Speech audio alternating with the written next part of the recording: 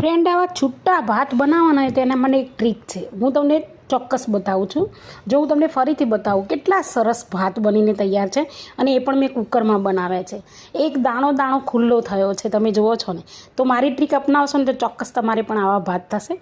તો આપણે અહીંયા ચોખાને સારી રીતે વોશ કરી લીધા છે.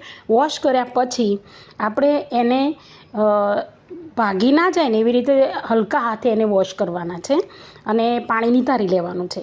અને ત્યાર પછી એને અડધો કલાક માટે આપણી રીતે પલાળીને મૂકી દેવાના. અડધા કલાક પછી જુઓ એની બ્રાઇટનેસ કેટલી વધી ગઈ છે, એકદમ વ્હાઈટ ચોખા થઈ ગયા છે. હવે કુકરની અંદર આપણે એને એડ કર્યા છે.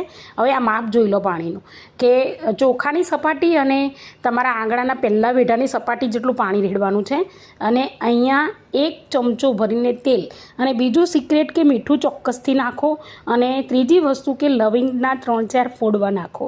હવે તમે જોશો ને 2 સીટી મારવાની છે, આટલા સરસ મસ્ત ભાત બનીને તૈયાર છે. તો હવે દાળ પણ એવી રીતે અલગ રીતે આપણે બનાવીએ છીએ.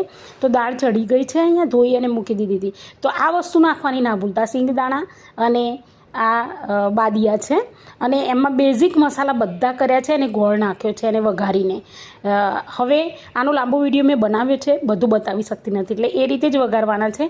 હવે જ્યારે દાળને ઉકળવા દેવાની છે, ઉકળ્યા પછી એમાં ગરમ મસાલો એડ કરવાનો છે, અને ઉકળે ને એના પછી આપણે સર્વ કરીશું, પ્લેટિંગ કરીશું. આટલા સરસ વિડીયો બનાવું છું, સબસ્ક્રાઈબ તો કરો, અને લાઈક ચોક્કસથી કરજો, અને કોમેન્ટમાં નાઇસ કે ગુડ લખીને મોકલો.